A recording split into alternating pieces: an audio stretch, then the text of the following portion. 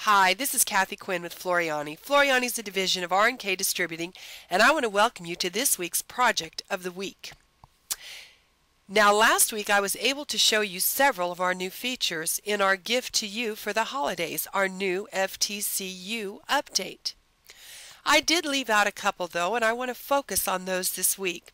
And the first one I want to focus on is our new applique features. We've enhanced the applique for you. So we're going to come up and we're going to go to, of course, one of Kathy's very favorite tools. And let me go ahead and open a program that makes it a little easier for us to look at the same thing. There we go. Now I'm going to go up and I'm going to first start with my artwork tool. And y'all know that that's one of my very favorite tools. Now I'm going to come into my artwork tool with a left mouse click and go to Custom Shape. I'm going to select the flower, and now we realize if we look in our sequence view over here to the bottom right, this is our sequence view, that this would just be artwork. You notice it is artwork. Now I'm going to change the sizes of the panes.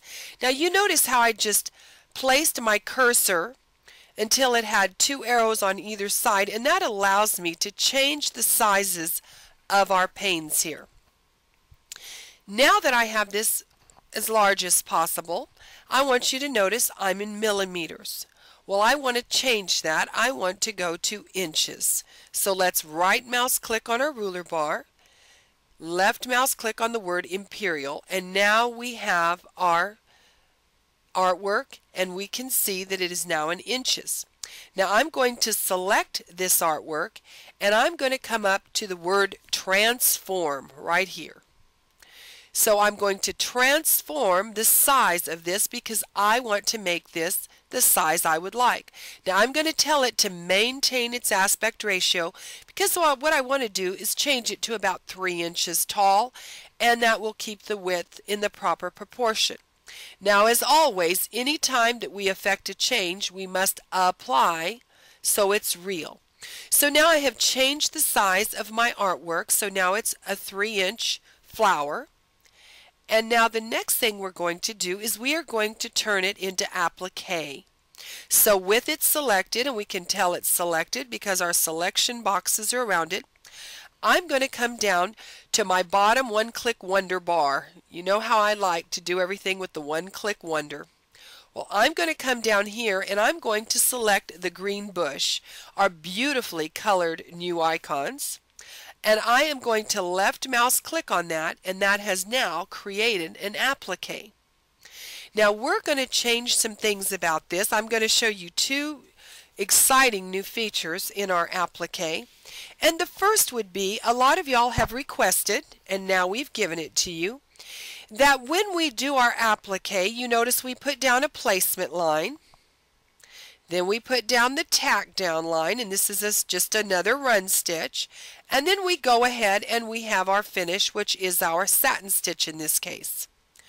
Well, we have had y'all request that on that tack down line, when we do a satin stitch, could we please have a zigzag? Well, if you come up to our new little feature right here, Applique Extra, we click on that tab. Notice on the word tack down, I have the choice of leaving it as a run, or I can make this now a zigzag. So I'm going to say zigzag and apply. So now let's watch what happens. It's going to put down my placement line, and now I have that zigzag. Now let me tell you a couple things about this. Right now I basically have a tackle twill stitch on my screen. So if you understand tackle twill, and that's how they put the big numbers and letters on jerseys, you'll notice that they put a placement line, they put a pre-cut piece in that applique, and then they go ahead and tack it down with this weird zigzag, and that zigzag holds it down. So if you ever look closely at basketball, football jerseys, you'll notice this stitch. But it's also underneath a satin stitch, the perfect foundation. So then if we were using a satin, it would cover it up. Now if I were doing a tackle twill, How would I keep this satin from happening? Well, I would just come right here in my applique box, deselect Show Finish and apply, and now you notice all I have is our placement line and our tack down. Now again, with this tack down, of course, I've got full control. I might want the density of this to be farther apart. I've got that option. So as you can see, you can come in here and you can easily play with this tack down line. Now the next thing that I want to point out is, of course, I can make this that run stitch. I'm going to go back to my run and apply. Now I'm going to do a couple of things here. In the first thing is I want to offset this run stitch, that's my tack down, by 1 millimeter. So I'm going to offset this, and notice it's very important that it's a -1. That means it's -1 millimeter to the inside. If that were a positive, it would be growing larger. So we're going to have it at a -1, and I'm going to apply that, and you're going to notice I have a larger gap in here. And that's important because how many times have I wanted to do raw edge applique and I couldn't do it prior to having these settings. We've never in Floriani Total Control, without a lot of tricking of the software, been able to do something like this. So now you have got a wonderful, perfectly mimicked run stitch that you can now do raw edge applique. Think of the possibilities. All those wonderful quilt patterns we have that are raw edge applique. Now how easy would it be to scan in that shape, turn it into applique, and now manipulate the applique. So now I'm going to apply this. I'm going to go back to applique. Now we've got this set. Now what I'm going to do is I'm now going to right mouse click on this applique, and I'm going to break apart the applique now that I'm happy with it. Now I'm going to come over to my sequence view right over here on the bottom right, and I am going to left mouse click on the plus sign, and it's going to show me everything under there. So now we can see here is my placement line, here is my tack down. Now I'm going to change the color of my tack down line. You know what, I'm going to change it drastically so we can see real easy which is which. And I think I'm using my scroll button here, so I can kind of just scroll through the color waves. And I'm going to pick something that's very different. So I've left mouse click on this neon red. So now I've got my deep ocean blue placement, and I've got my neon red tack down. Now when I select this, notice all the options come up for my run stitch because I've broken apart the applique. So I want to make this a bean stitch, and I want to change the stitch length to 3. So I'm going to apply that. So now when my raw edge applique stitches down, now you can do it with your single run, but I just want a different look. So now that I've got this down, I am going to select my placement line, my first run stitch. I'm going to right mouse click, copy, open a new piece of paper, right mouse click, and paste. So now I've got my placement line. Those of you that have been listening to my videos know that I always pre-cut my pieces. Now that I have a placement line, the first thing you always want to do is mirror image that, because this looks perfectly symmetrical to you. But I want you to notice right now that it is not. If I pull this line down, do you notice this petal is lower than this petal? We've got the same thing down at the bottom. If I'm dragging these lines down, and these are just visual placement lines that you can drag down. Anytime you hold your left mouse key over on a ruler bar, you can pull out a line. This is real helpful when you're trying to look at things or line things up. Being able to pull these grid lines out to kind of use, like as you can see here, I've put it here, and you can see that there is a vast difference between the right and the left side. So we always want to mirror image that so that when we print it out on our Applique Wonder and iron it onto the back of our fabric, it'll be going the right way in the hoop. So I'm going to come up here to my mirror image icon, and I'm going to left mouse click on it. Now it looks like it's weird. It looks like it's distorted. It is not. It is done exactly. You'll notice this line is still lined up, but now it's on the right hand side. This one's lined up on the left hand side, where previously, let's go back, you can see it was lined up on the left hand side here, the right hand side here. So it looks distorted, but it is perfect. So now that we've done that, I'm going to show you a new skill.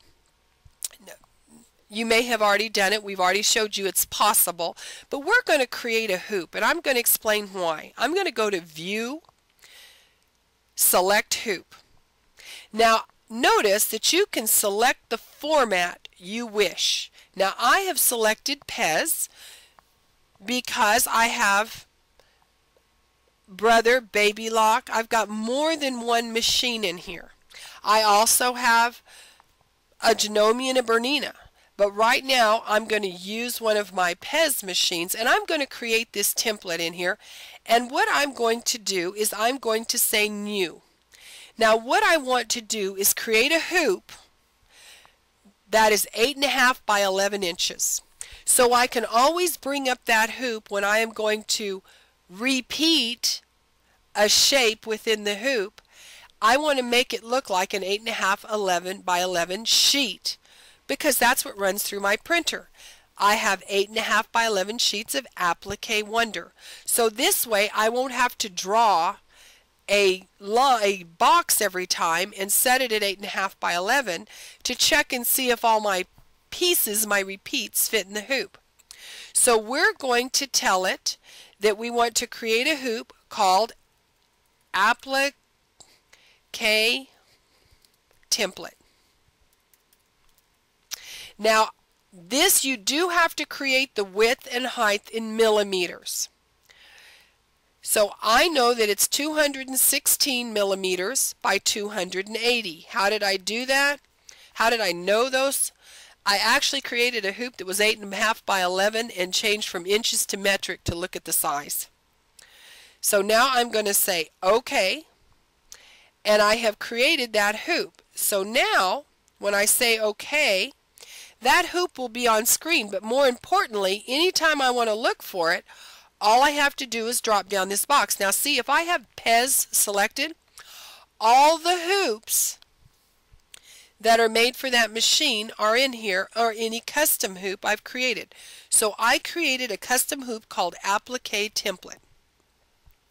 If I had gone into, say, my, let's say Janome, you would notice that the Janome hoops are in here, but not the custom hoop I just created under Pez. So whatever you create your hoops in, they hold in.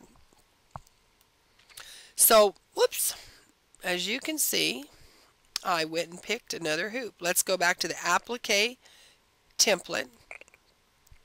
Now I'm going to select this, and I want to repeat it as many times as I can on that piece of Applique Wonder, because I'm going to run this through my printer. So I'm going to come up to my repeat function right here. So we're going to get it. I see that I can probably get 2 across and 3 down. Now when I apply that, I can look, but notice you can see these are actually touching one another. Well, that's not going to work because I need to get the scissors in there anyway, because I'm going to iron this on the back of fabric. So I'm going to probably put 4 or 5 in here. You can see it move away as I increase the number. So I think I can get the scissors between there now. So I will apply that and say OK.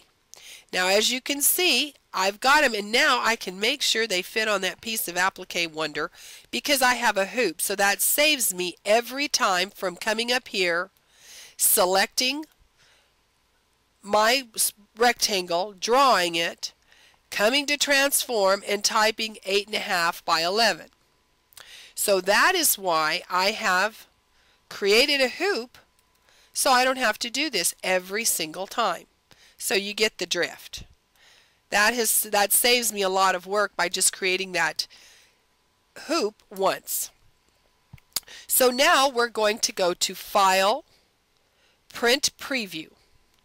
Now I want you to notice the settings in our print preview. You can print your color analysis, you could show your hoop, you can show crosshairs, and you can even make it thick. And I'm going to say OK so you can see what you could have. You could have all this good stuff in here. Now I'm going to come back to settings, and I don't want the color analysis. I don't need to show the crosshairs, definitely. And I'll remove any jump stitches. Now notice down here there's a title. And I have typed in, the last title I typed in was flower template.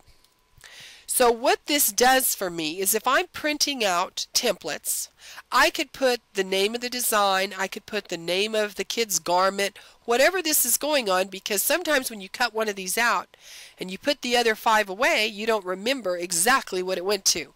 So by telling yourself what it goes to in here, that will print out right here on the top of the page. And now you notice that I have got all my flowers printed out. So now I'm going to put a sheet of Applique Wonder in my printer, and I'm going to print this on the slick paper side. That way I can cut it out, iron it to the back of the fabric. Now for this exercise, you would print these out just like they are. Iron them onto the back of your applique fabric. I would cut them out first and iron them onto my applique fabric so I don't waste any. Now once I've done that, what I'm going to actually do is I'm going to cut it a little outside the line. I want it outside that placement line just a bit, because what's going to happen now is when I go to my machine, it's going to print out my placement line. Now I'm going to peel the paper off of that cutout flower that I cut out a little larger than this line. I'm going to peel it off, and Applique Wonder is tacky on the back, and I'm going to stick it down perfectly over this line. I want it to just extend past the line to hide it, basically. So I'm going to hide this line. Now when that is pressed, when I'm all finished and I press this, that sticky is a permanent fuse. So it's going to fuse it down. So I'm not going to have to worry about it popping up and showing that line. Now when I go ahead and stitch down my tack down, or in this case it'll now be my finish line, it's that nice triple stitch. And now I have created a raw edge applique, and it can all be done in the hoop. How wonderful is this? I've wanted to do raw edge applique the easy way since we first came out with software. Well, we can do it now. So how exciting and fun is that? Now the only other thing I just want to mention with applique, in case you're not aware, you haven't been playing with your applique yet, I'm going to go ahead and pick this flower again. Now I've got it selected. I'm going to come down and click on my green bush, my applique icon, and I want you to notice we could use a blanket stitch on this and apply that if I wanted a blanket stitch. I can also come in here and select a motif. So from all of our exciting fun motifs, and we add more on occasion, DJ gets in there and does some magic and create some more stuff for us. So we could select one of these and apply that as well. So we could have a pretty motif finishing up our flower applique. Maybe I'd like a flower motif. So you can have a lot of fun with this. Lots of fun with applique. So I hope you enjoyed this week's lesson where I've showed you our new applique features and the new features in our print preview. You've also learned how to create your own hoop. So I look forward to seeing you again next week.